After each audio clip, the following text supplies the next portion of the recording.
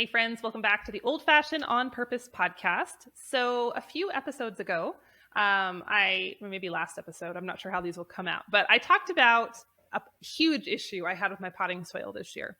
I was trying to figure out why my plants weren't growing, and I did a lot of detective work in the process. And I came across a really interesting and kind of scary concept in my potting soil research. And it was brought to my attention by a wonderful audience member or a follower. She popped into my DMs and brought this to my attention, and I've kind of been interested in it ever since. So it's the topic of biosludge.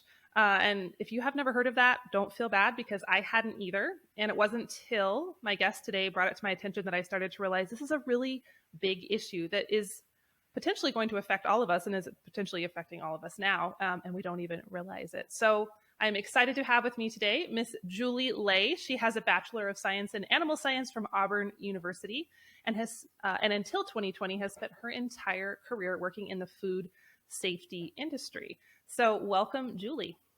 Thank you. Thanks for having me. So can you just start us off? We're going to start like ground floor here for those of you or those of us who aren't aware, like I was. What is biosludge? So that's a good question. So that's the same question I asked in 2019 when they spread sludge near our home. So what biosolids, some people call it biosludge, like what you just said. Some people call it just nasty. So what this is it is municipality wastewater sludge, and there's another area or description or source of it, I should say, that comes from industry. So I'll talk about biosolids first. So biosolids are specifically from a municipality wastewater sludge treatment process. So basically, before your municipality can discharge their effluent or their wastewater to a waterway or treat it for further uses for reuse water, like at ski resorts. I know some ski resorts use their effluent for making snow, and some cities use it for the fountains that they have and things along those lines. So before that they can reuse this water, they have to clean it. And so they have to take out like the biological oxygen demand, fats, oils, and greases, and they have to get it to these certain standards. Well, this sludge is what they clean out of the waste water, the solids, and some liquid. So it is like a sludge that they clean out of their effluent before they can discharge it or reuse the water. And then those are regulated by the EPA on as far as land application. Those are regulated by the federal EPA government, and they call those the 503s. That's the name of the regulations. And most of those biosolids are land applied, or they go into bagged fertilizer. Some of them are incinerated, so it depends on what your city does with their biosolids. Attached to that, the industry has kind of caught wind of this, industries, and they have said, okay, well, when we clean our effluent before we discharge it, we have solids. And in the state of Alabama in 2019, they said, well, we can show that it has fertilizing capabilities too, and we can land apply this stuff. So as long as it showed fertilizing capabilities and it didn't contain any hazardous materials, according to my state's hazardous list, they could land apply their sludge. So a lot of industries like paper mills, coal combustion plants, and the poultry industry or slaughterhouses, they were using this gap in regulation to land apply their sludge that otherwise would go to a landfill, and they would have to pay tipping fees. This way, it's free. They can offer it to farmers for free, and they say that it's fertilizer. And yes, there are some fertilizing capabilities in it. However, there's a whole other level of chemical contamination that may be in these sludges that they're not talking to farmers about. So you have the biosolids from municipality, and then you'll have industrial sludge from industry that don't fall under the 503s, and it's up to your state to regulate that. And in the state of Alabama, up until 2019, there was no regulations on industrial sludge. They didn't have any state regulations. So they could basically land apply as much as they wanted wherever they wanted, without any state regulation, as long as it didn't violate the Clean Water Act. Okay, interesting. I just have to know, how did you become so interested in this? Like, I mean, I was so unaware of it. This is something I know you're passionate about. What's your background with this?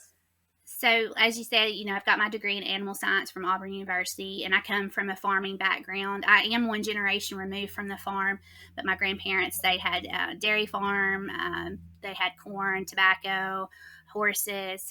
So, I come from an agricultural family, and my dad, he was a land use specialist for TVA. So, we were always talking about agriculture, we were talking about farming. So, that led me to Auburn, and I got my degree. And then I started working for the poultry industry, because that's what's in North Alabama is poultry. And shortly after that, I took a job working with a large industrial ag company, and I worked in food and feed safety for the majority of my 16-year career. And then I left in 2019, because that's when the sludge was applied next to our house. So I'd come home. Okay. Yeah. That's an interesting story there. So I had come home from work one day, and my husband had called and said, they've put out fertilizer. It is awful. And I was like, I've smelled all kinds of smells, worked in ag my whole life. So I was like, yeah, but it was odd that he called me and told me that.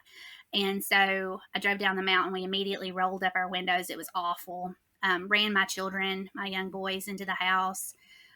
Immediately got on the phone and started calling. Called the farmer that had it put out, because he was a friend of ours, and asked him questions. He really couldn't answer my questions. He just said that the company approached him and said it was food grade fertilizer from a poultry plant. And I said, poultry plants do not produce a food grade fertilizer. USDA nor FDA give a food grade stamp on fertilizer products. So I knew that. So that was my first red flag. They didn't give them a safety data sheet, or they didn't have any kind of documentation on what was actually in this stuff. So the smell and the odor was the first hint. And of course, we live in a recharge area of a major aquifer. So I was really concerned about our aquifer water. And I was shocked that they could put this kind of stuff out in a recharge area of aquifer. So I called the company.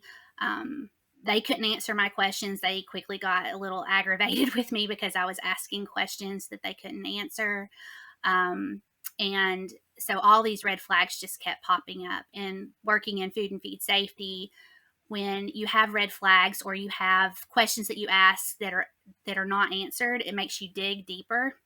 That's just the crux of a food safety audit too, right? Is if you can't answer the questions, then something's up, right? So, so I just kept digging. It was part of my job too. Where I worked in food and feed safety, and we were taking in soybeans. So I was concerned, how is this impacting our soybean crops? Are a lot of farmers using this? Is just a one-off? Like, what's going on? Well, as I kept researching, I found out that this was not just specific to Alabama. This was happening across our nation and across the world. And I was shocked that this was happening. And I called our local state agency. It's called ADEM, Alabama Department of Environmental Management. Asked them for the regulations on poultry wastewater sludge, because that's what the company said it was. But after researching this company, I also found out that they handle human municipality wastewater sludge that's from a municipality too. So I'm not really sure what they put out. They said they put out poultry wastewater sludge, but I don't know if it was mixed. They say it wasn't, but nobody tests. ADEM didn't require them to test for human material in it. So we don't really know what was in it. But in 2019, ADEM had no regulations on poultry wastewater sludge. And I didn't find that out until after a month of asking questions. So it wasn't a clear cut, hey, we don't have regulations. They never told me that. So it was skirting around the no. So that was a big red flag too. clearly. But just so happened, um, in 2019, and they applied in June of 2019. In August of 2019, ADEM had suggested some regulations, and they were accepting public comment on those regulations. So I was really excited about that, and I got an opportunity to go down to ADEM in Montgomery and tell them the risk of these sludges, how this doesn't have anything to do with agriculture. It has everything to do with cheap disposal of a solid waste from municipalities and industries. Um, and I feel like they listened somewhat, and then also didn't listen and heed all the warnings too. Um, so yeah, that's how I kind of discovered all this and dove into it, because it was in my career path. I was very concerned about our food that's being grown.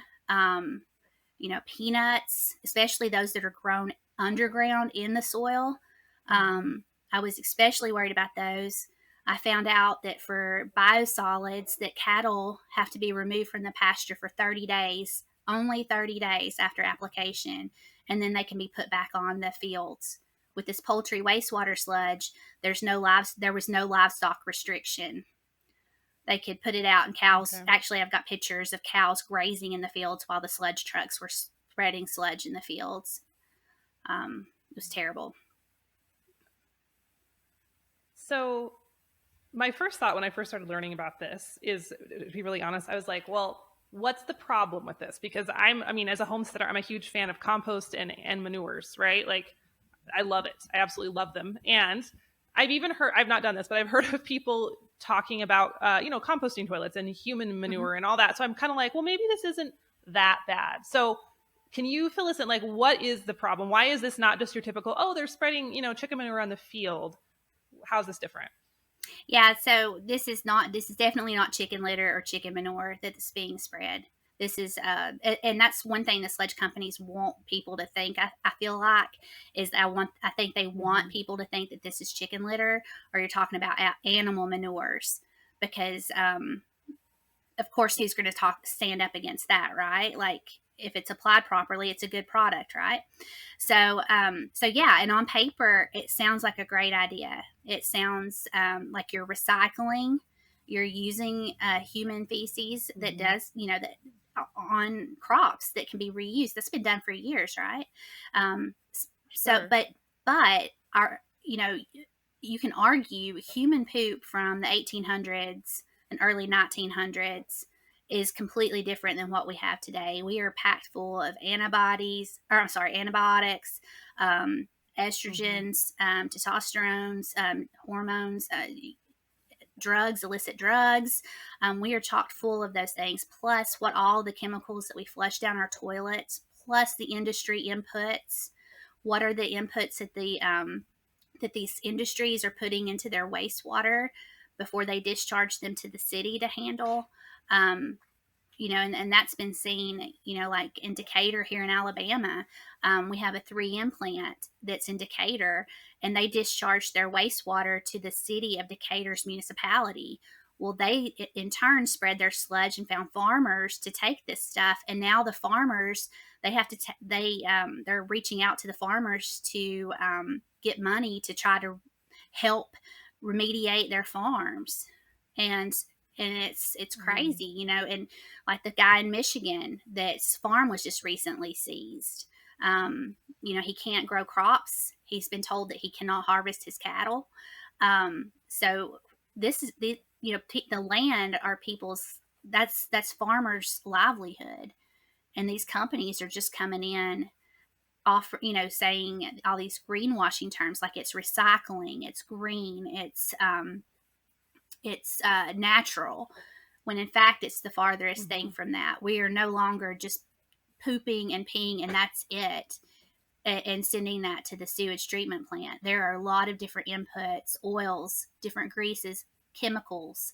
I was on a call the other day, and they said there was 300,000 different chemicals that are in commerce today, and only a very less than 1% of those are actually tested for And that's very concerning, especially with the sludge that's, all that they require of municipality wastewater sludge is to test for heavy metals, 10 heavy metals, and it's like 2 or 3 biologicals. That's it.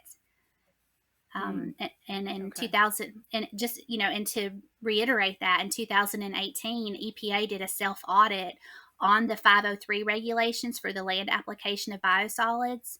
And they found that the biosolids regulations did not fully protect human and environmental health.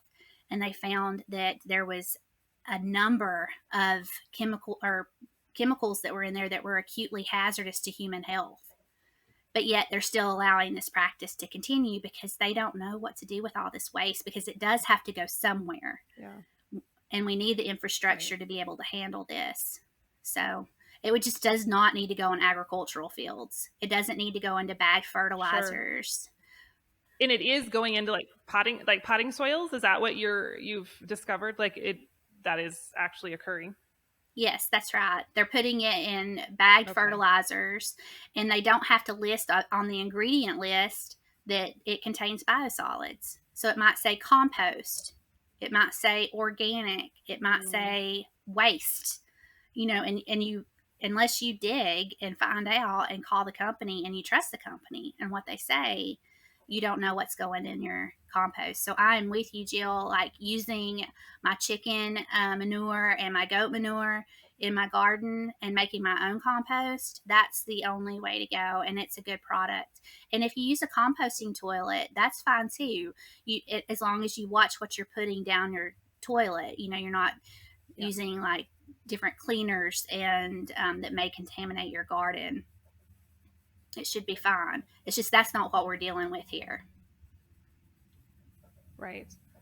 Um, can because I'm thinking of the potting soil brands that I have used. Some of them are labeled organic, and then I'm also thinking of just like organic foods because I know there's different regulations around that. Can biosolids be applied to organic like vegetable fields, and that does that still fall under the organic umbrella?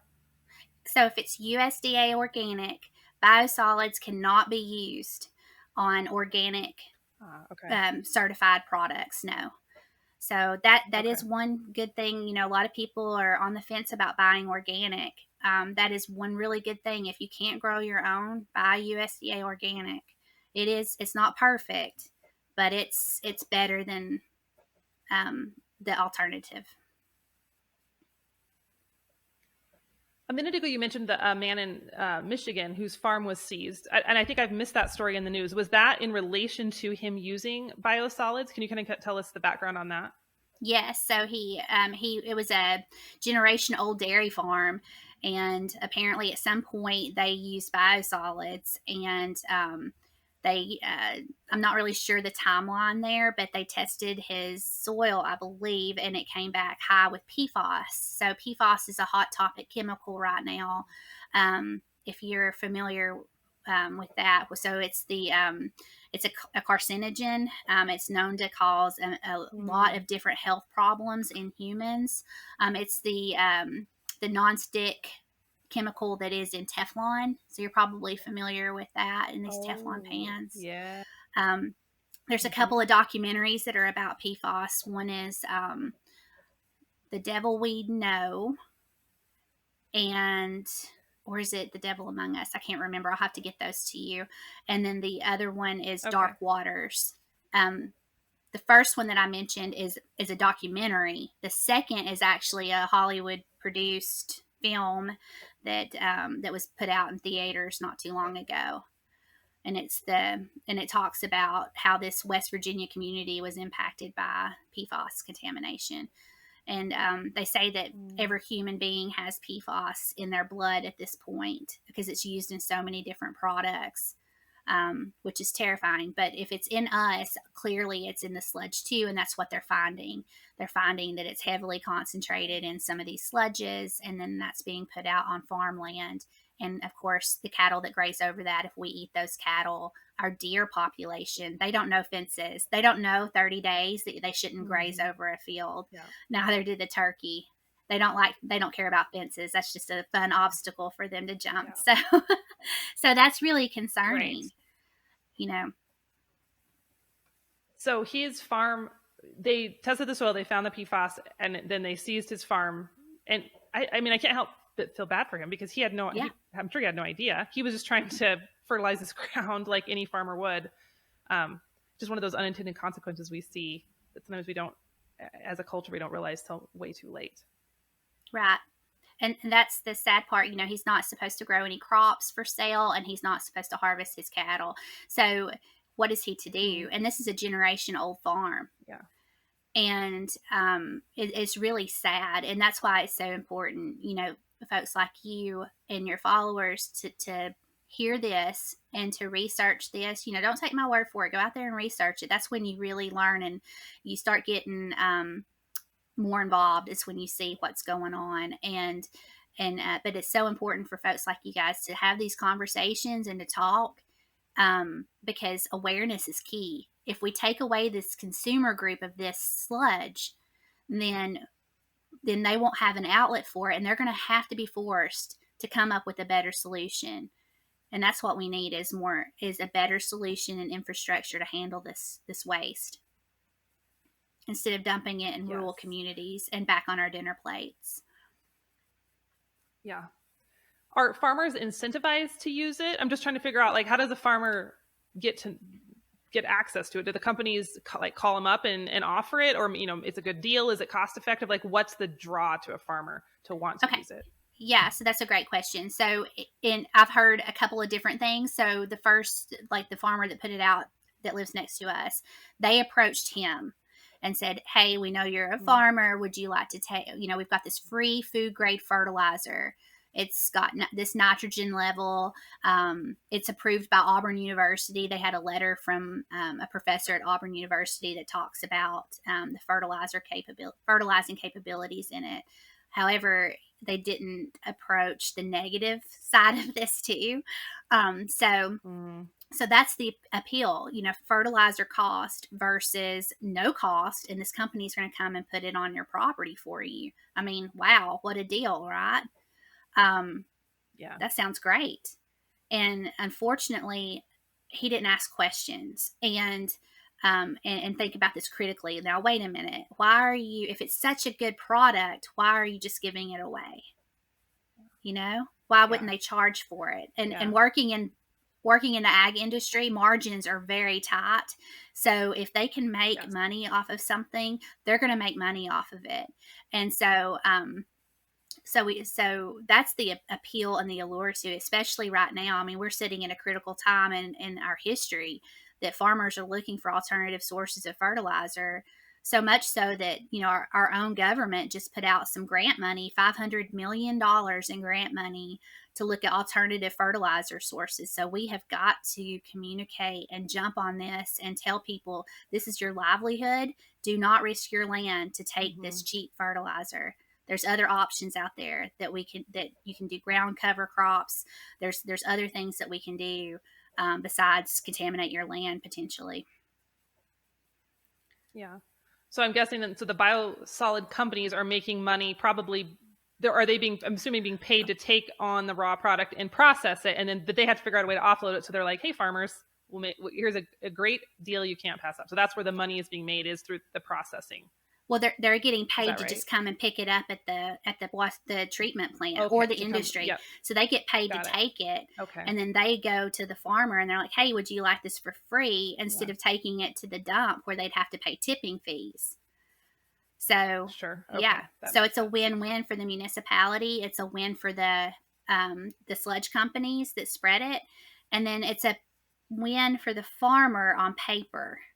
But when you start Mm-hmm. looking at the contamination that he's potentially going to put on his property, the odor is horrendous.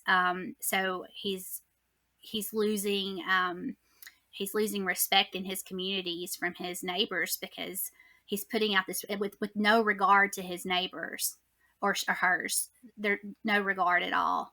Um, Yeah. you know, you used to when my granddad had a dairy, and of course he didn't have to spread cow manure because his cows were pastured. He didn't have CAFOs, right? Mm-hmm. So, but Yeah.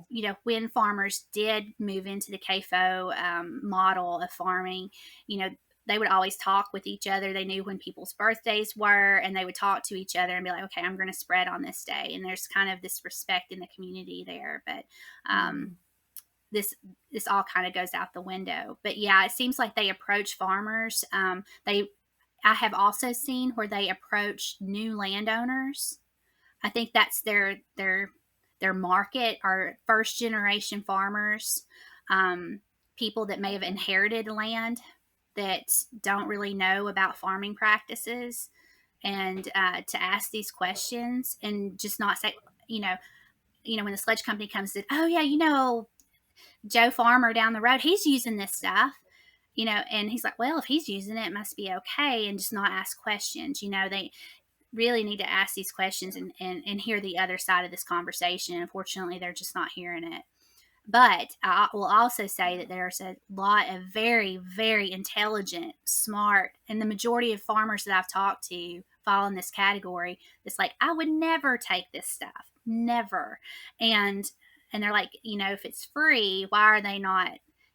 What's up with that? There's some big red flags waving in their faces. So the majority of the farmers I talk Good. to never would take this stuff. So the awareness is growing then. It We just have to is. get the word out, like you said. Yes, Yeah. Yeah. absolutely. Especially to our first, we need young farmers. We need new folks coming in Mm-hmm. and starting to farm and take the interest in that. And we've seen that. I've seen it. And I'm sure you have too. New people taking interest Yes. in farming, Yes. and they might not know that this is dangerous, because, like, on paper, like you said, it sounds like a pretty decent idea, right? Yeah, for sure. it is Especially because absolutely not. yeah, you're hearing all the like the fertilizer shortages and like there's not enough nitrogen. So yeah, that's why when I first heard about it, I'm like, well, this is brilliant. This is a Yeah, great idea because it solves the problem. Yeah. Um, yeah. do crops thrive like if you had a biosolid field and a regular field of crops side by side? Would they be growing the same, or does there any effect in the crop production with the biosolids? Yes, so that's a good question too. So the USDA, back when used to, with the sludge, they would dump it in the oceans, right? Then the Clean Water Act came Mm, along, so they couldn't do this anymore. So they're like, yeah. what are we going to do now?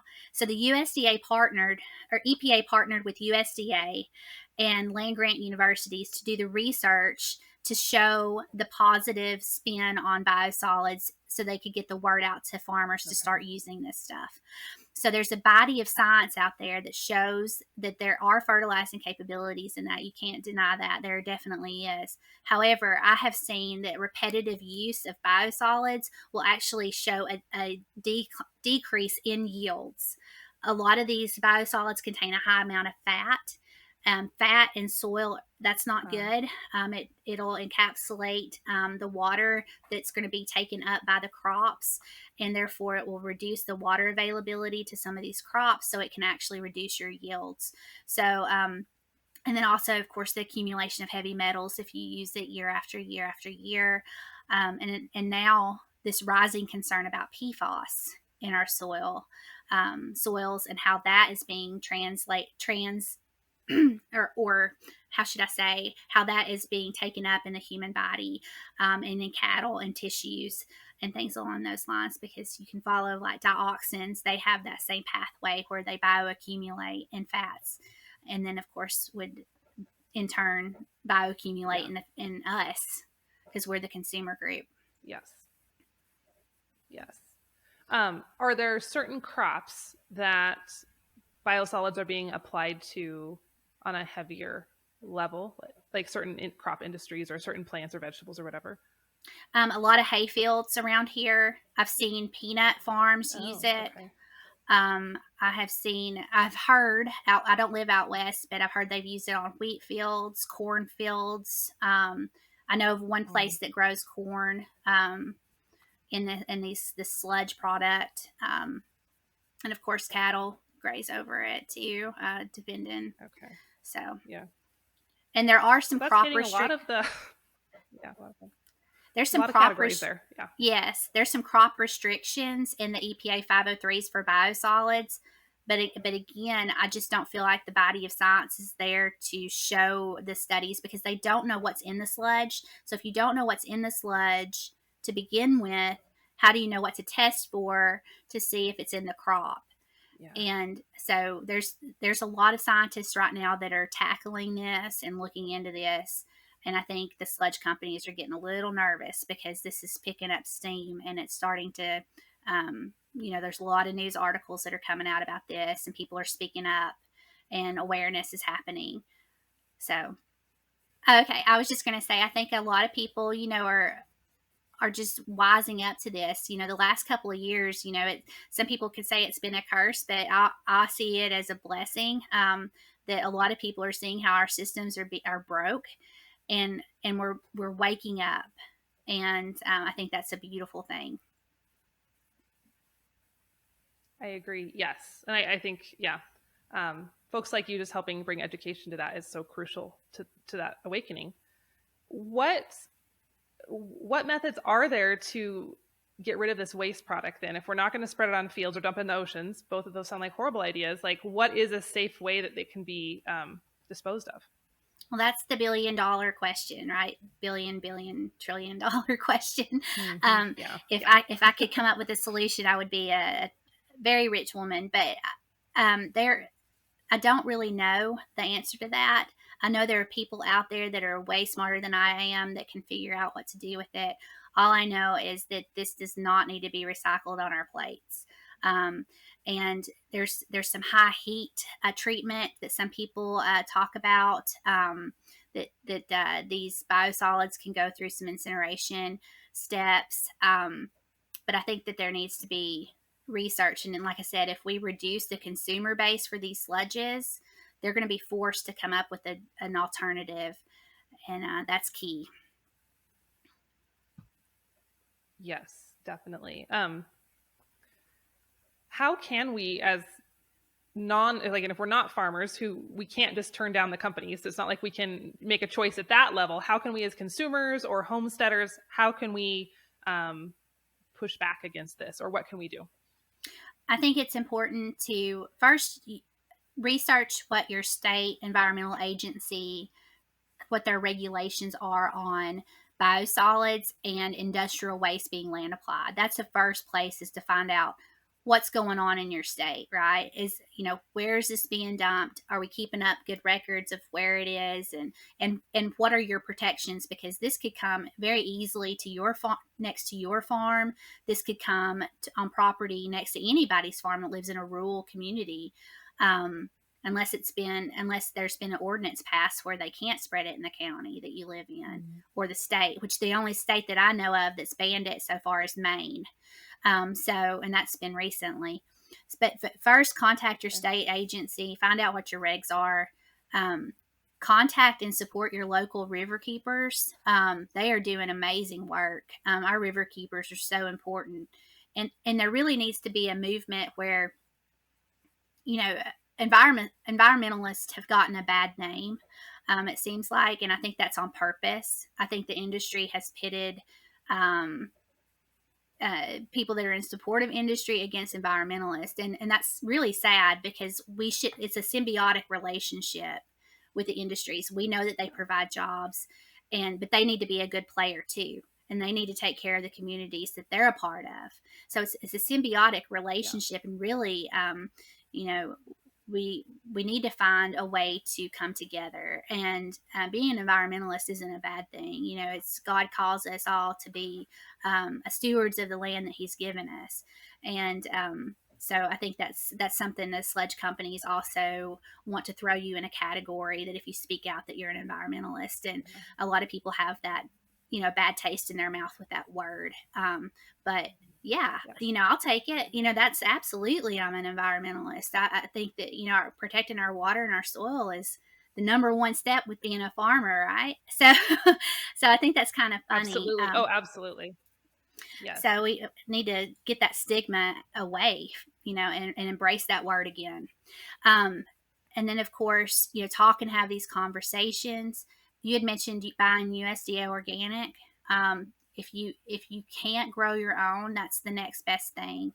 And support those farmers, they're taking those extra steps to not use this stuff, because we need to support them.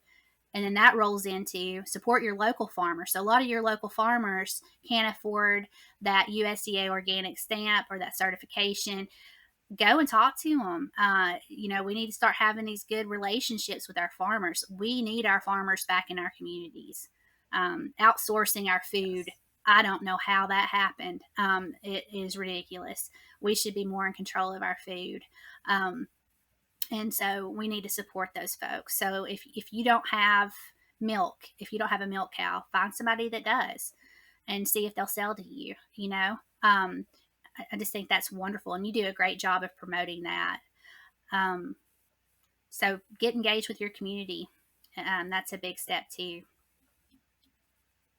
Hey friends, so I'm interrupting this episode for just a second because I'm sitting here with a giant box of beef on my lap. You may not be able to see this unless you're watching the video version of the podcast. And it's very cold beef, might I add. But I don't know about you, but when the weather changes, it starts to get colder, I get this urge to stock up. I think it's like this primal human thing. I want my pantries full. I want my freezers full. I want to have the vegetables and the fruits squirreled away. And I want to have plenty of meat for the winter. Now, you guys know that I'm a huge proponent of you growing your own meat. I think that's one of the most rewarding things we can grow as homesteaders. However, I know that not everybody can grow their own beef or chicken or pork. And one of Christian and I's dreams for years has been to be able to provide really good beef to those of you who don't have the ability to grow it yourself. And a couple of years ago, we launched Genuine Beef Company. You've maybe heard me talk about it before here on the podcast. And we are able to now provide Wyoming raised grass finished beef to anyone in the continental United States. It's been amazing to see the boxes going out, super rewarding. But for this season, we put together a special stock up special to help you get your freezer full of good beef for your winter meals, the crock pot recipes, the stews, all that comfort food. So you go over to genuinebeefco.com. That's genuinebeefco.com, and click on the banner at the top. You'll see the stock up special. It's a very, very low price, and we've thrown in 2 free pounds of ground beef. In addition to that ground beef, you're going to get 2 sirloin tip roasts. You're going to get 4 round steaks. You're going to get 2 pounds of stew meat. And this is good stuff. These are our cattle. We don't ship them in from anybody else. This is the animals we raise right here on the Wyoming prairie. So head on over to genuinebeefco.com. Check out the stock up special and give our beef a try. I can't wait to see what you think. Now back to our episode. I think that decentralization does so much. I mean, it brings the money back into our communities. It supports the local economy, but also it's so much different if you have one local farm that has an issue, or maybe they discover PFAS in their production. That's a whole lot different than a national grower or a national production company discovering it. There can still be issues at the local level, but they're a lot smaller and they're a lot easier to deal with. So I'm a huge fan of let's decentralize the food supply. Let's get it back local and regional. And I mean, everyone, I think a lot of people listening, not everyone, but a lot of people listening are already homesteading or they're moving towards homesteading. But even if you can't, like Julie said, find those farmers. I know we say that so much in this niche, like find the farmers, but really they're out there. Even if you live in a place like I do, it's not super temperate. It's hard to grow things here, but we have a lot of farmers and ranchers that we can still support. I think that's really, really key. So I couldn't agree more. Absolutely. And you mentioned something too, those people that are wanting to maybe get into homesteading or change you had said in a podcast, instead of just being consumers, be the producer. You said it much more, you said it much better than I just said it. But I want to encourage everybody to, if you're feeling a pull inside you to do something, pray about it. Pray. And when it's biblical and it's true, I call it the Philippians 4:8. If you know that it falls within that, if you know that it's just, honorable, true, and lovely, then do it. Do it. Listen to God if He's pulling you in a way. Do those things. And that, I feel like that's what's happened here with me. I left my job and my career over this. I knew that my the company I worked for, they had some soil initiative programs where they actually talked about using biosolids, and I knew that I did not need to work there anymore. And also they were not willing to make a stance against using this. And if this company, if they had said, we're not going to take biosolids in anymore, they could have really put the brakes on this. Or we're not going to take crops that are grown in biosolids. They could have put a brake on this in the United States, but they chose not to answer my email when I questioned them, which was very disappointing for me, because I felt like I was well respected in the company. So, so I was very disappointed. So I ended up leaving over it, because there's no sense in working for a company if your morality doesn't line up with theirs. So. That's big. That takes a lot of integrity, and I admire you for that, because that's a big step. So kudos for that, for being brave.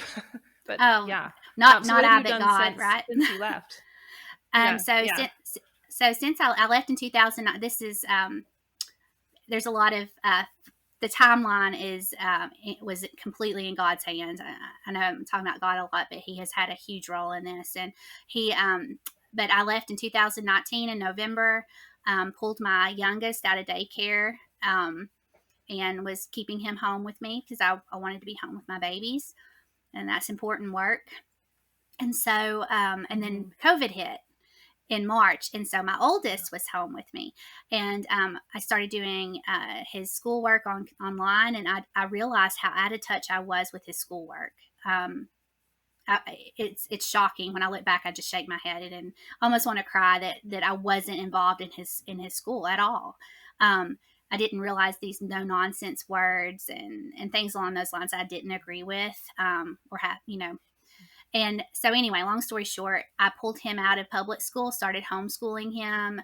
I knew how important sustainable agriculture is. So I started working, spreading the word on the sludge stuff. And while I was at one of the ADEM meetings at Montgomery, I met a wonderful lady. Her name's Martha Hunter. She works with the Alabama Rivers Alliance. And she heard me speak. And long story short, now I'm a board member for Alabama Rivers Alliance. They do some incredible work. So I'm really happy to be a part of that. So to answer your question, I'm a homeschool mom. I am, I guess, an activist trying to get this stopped. I know activist has a bad word too, or bad association, but it is what it is. Oh, and and then I have my small farm. We have a little herd of Nubian dairy goats, and I have a little flock of hens, and we have a garden where we grow a portion of our food. So that's amazing. So standing by your convictions opens a really amazing path, it sounds like. Certainly does. It really does. And here I'm talking to you. So that's pretty awesome. So God works in amazing ways. So fantastic. So I think my last question for you, this was fantastic, by the way. I learned a ton. Are there any companies, I know you said the company that you worked for was not willing to kind of take a stand. They were just doing the ostrich head in the sand approach. Are there any larger food companies that are aware, or at least telling their customers, we're not allowing this? Is that even started to happen yet? Or are we still on the early edge of it that no one's doing that? Yeah, so that's a good question too. So there are a couple companies. Heinz, they do not accept any produce that's being grown in biosolids. Del Monte is another. They do not allow. Whole Foods made a stance recently that they didn't want any of their products to be grown in sewage sludge. So companies are starting to make a stance, and that's really good to see. Yeah, absolutely. That's encouraging. Even those big companies, which, I mean, a lot of homesteaders, I would say, it's not that we dislike Heinz and Del Monte, but it's not necessarily companies that we're seeking to buy from. We're going to be trying to grow our own vegetables or can our own corn and beans. But that's promising. That I think when stuff like that gets in the mainstream, it's a good sign that hopefully we're going to see some positive movement in that direction. Yes, I agree. Yeah. If your peach harvest didn't come in, it's good to have an alternative, right? To know where you can go. Yes. Especially locally, if everybody's peaches were devastated, which I haven't seen that happen yet. So hopefully, hopefully Yeah. that will happen here. Hopefully But not. yeah. Yeah. Where can folks find you online or get more information about this whole movement? So we have a Facebook page. It's called Alabama Waste Sludge Awareness. And when you join it, up in the announcement, there's a place to go where you can click and sign up to get an email update. So not only do we talk about Alabama issues, but we also talk about what's going on across our state, because we're all neighbors. You know, I'm sure I've eaten beef from Wyoming. I'm sure you've probably eaten peanuts from Alabama. So we all, you know, in this world of, this world consumerism, we all, you know, we're all interested, right? And what you do Yes.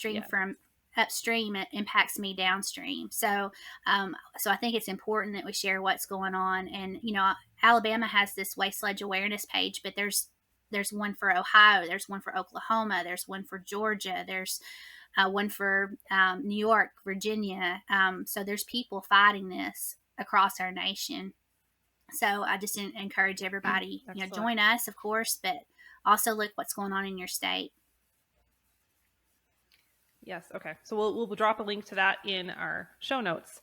And then you guys can join that. Even if you're not in Alabama, I think it'll be a good hub where you can start finding resources maybe that are more local too. But I agree. Like you said, we're all interconnected. The flies also are very connected to my face, but we're all interconnected with our food That's production. part of Sorry. it. If you're watching the video on YouTube, I'm doing this. I'm waving because the flies are like literally gluing to my nose while I'm talking. Sorry for the frenetic hand motions. Anyway, so yeah, that was excellent, Julie. Thank you so much. And for those listening, this is a different type of episode. I don't do a ton of like Julie said, activism type of episodes, but I think this is a really important topic because as a homesteader, you're becoming more aware of where your food comes from, how food is grown. And also a part of that is caring for the soil, not just the soil in your backyard, but the soil across our country, because when the soil goes, we go.